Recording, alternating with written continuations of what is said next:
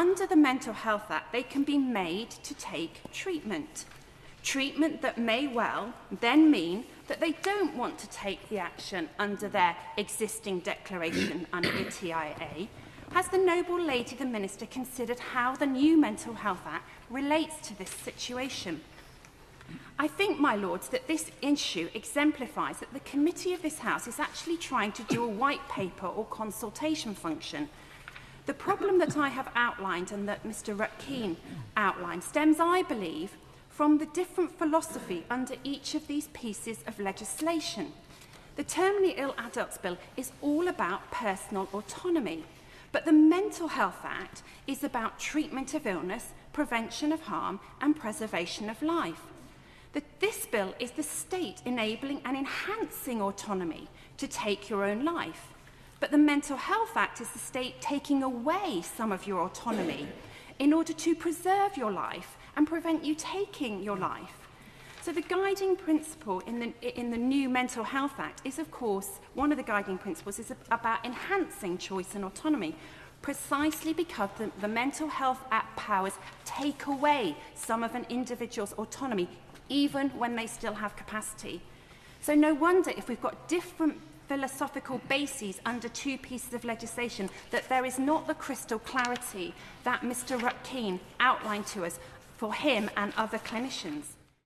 And I do find it a bit discomforting from time to be lectured as if I should not be making any of these comments because I don't seem to understand the higher views which are being presented.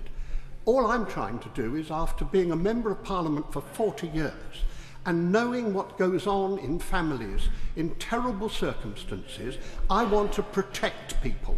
And that's my job. It's been my job all my life. And the fact that the noble lady is shaking her head, that isn't paternalism.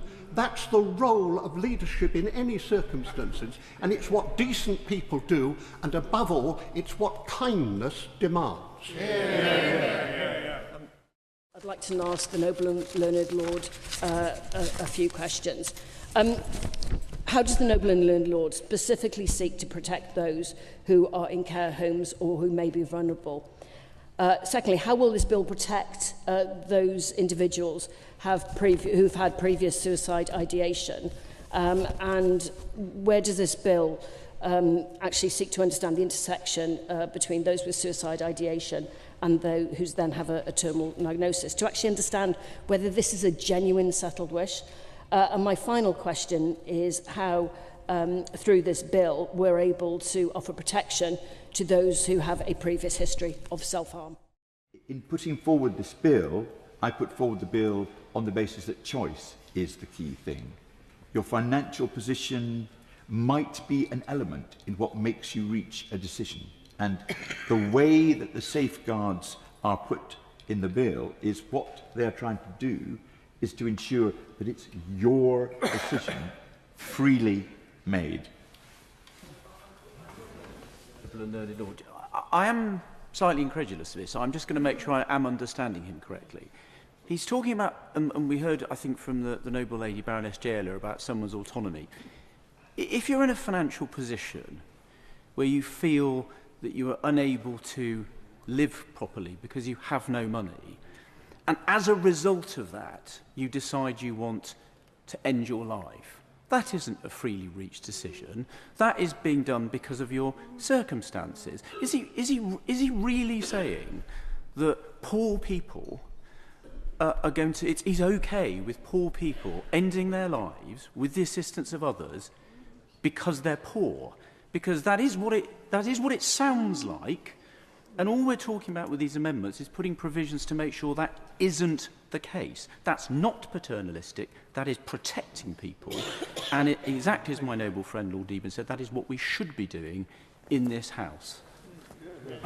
I am saying that what this bill does is allow you to make your own decision. I am strongly against saying poor people should not have that choice. There is not a single organisation of or for disabled people that supports this legislation. And that's because they are concerned for two things.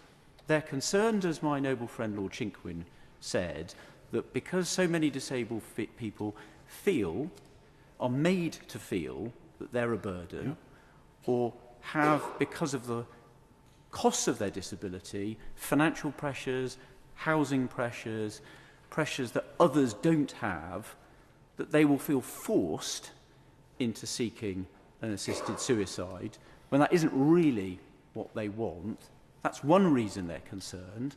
The second reason they're concerned is because if society decides that it's okay for you to get help in ending your life because you feel like you're a burden, or because you don't want to cause problems for other people, that fundamentally changes how society treats and looks after disabled people. Instead of wanting them to live well and have great lives and being prepared to find the resources to do so, we would rather they weren't here.